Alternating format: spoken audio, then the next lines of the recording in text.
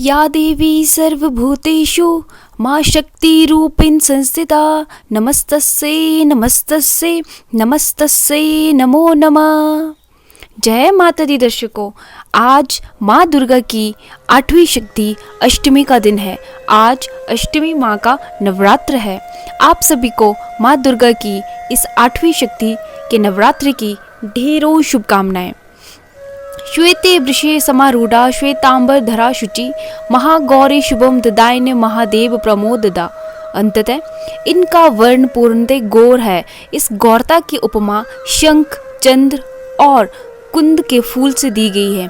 इनकी आयु 8 वर्ष की मानी गई है। 8 वर्ष भवेद गौरी। इनके समस्त वस्त्र एवं आभूषण आदि भी श्वेत है। महागौरी की 4 भुजाएं हैं। इनका वाहन वृषम है। इनके ऊपर के दाहिने हाथ में अभय मुद्रा है, नीचे वाले दाहिने हाथ में त्रिशूल है, ऊपर वाले बाएं हाथ में डमरू है और नीचे के बाएं हाथ में बर मुद्रा है। इनकी मुद्रा अत्यंत शांत है। यही महागौरी देवताओं की प्रार्थना पर हिमालय की श्रृंखला में शाकंभरी के नाम से प्रकट हुई थी। दर्शकों, अगर आप इस चैनल पर नए हैं तो प्लीज़ इस चैनल को सब्सक्राइब कीजिए और बेल आइकन को प्रेस कीजिए ताकि आपको हर नई वीडियो का आनंद मिल सके। आइए माँ अष्टमी माँ के पूजन विधि के बारे में जानते हैं। अष्टमी के दिन महिलाएं अपने सुहाग के लिए देवी माँ को चुनरी भेंट करती है। देवी गौरी की पूजा का विधान भी पूर्ववत है, अर्थात जिस प्रकार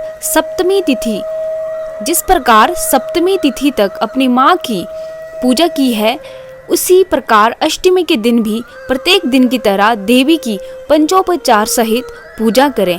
अगर इस पूजा के महत्व की बात करें, माँ गौरी का ध्यान, स्मरण, पूजन, आराधना भक्तों के लिए सर्वविधि कल्याणकारी है। हमें सदैव इनका ध्यान करना चाहिए। इनकी कृपा से अलौकिक सिद्धियों की प्राप्ति होती है। मन को अनन्य भाव से एकनिष्ठ कर मनुष्य को सदैव इनकी ही पदार बिंदुओं को ध्यान करना चाहिए। मन को अनन्य भाव से एकनिष्ठ कर मनुष्य को सदैव इनके ही पदार बिंदुओं का ध्यान करना चाहिए। माँ महागौरी भक्तों का कष्ट अवश्य ही दूर करती है। इसकी उपासना से अर्थजनों के असंभव कार्य भी संभव हो जाते हैं। अतः इनके चरणों की शरण पाने के लिए हमें सर्वविधि प्रयत्न करना चाहिए। महागौरी के पूजन से सभी 9 देवियां प्रसन्न होती है। पुराणों में माँ महागौरी की महिमा का प्रचुर व्याख्यान किया गया है। ये मनुष्य की वृत्तियों की सत की ओर प्रेरित करके असत का विनाश करती है।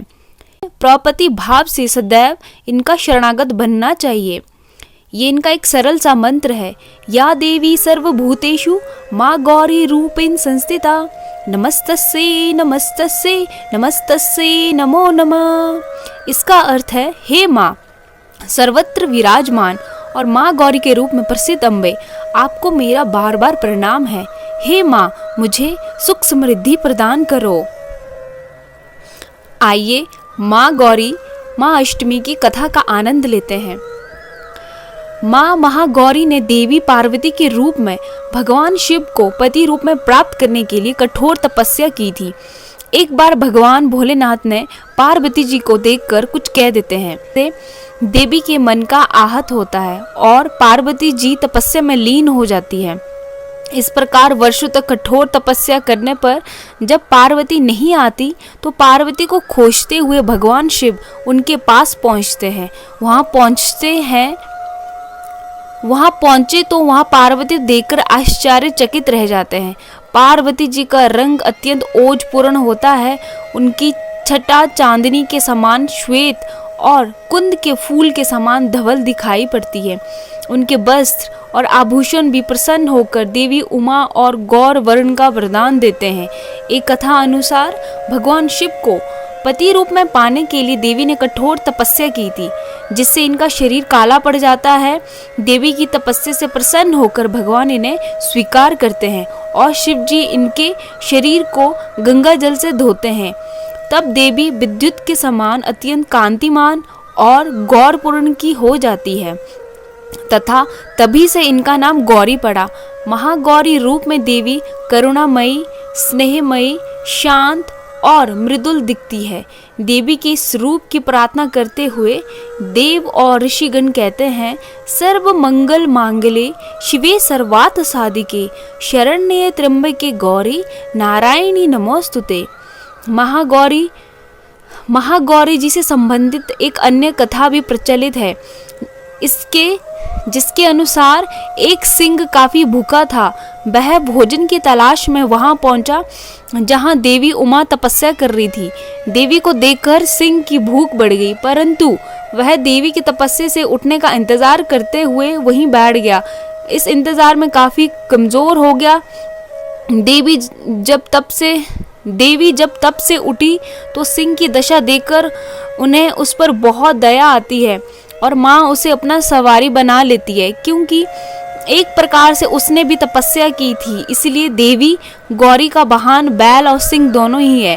एक अन्य कथा के अनुसार दुर्गम दानव के अत्याचारों से संतप्त जब देवता भगवती शाकंभरी की शरण में आए, तब माता ने त्रिलोकी से मुग्ध करने वाली महागौरी रूप का प्रादुर्भाव किया।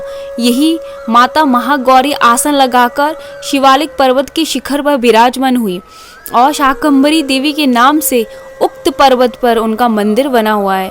यही वह स्थान है जहां देवी शाकंभरी ने महागौरी का रूप धारण किया था। तो दर्शकों, ये कथा हमारी महागौरी अष्टमी माता की है। उम्मीद करती हूँ कि आप सभी को महागौरी की इस कथा का आनंद आया होगा।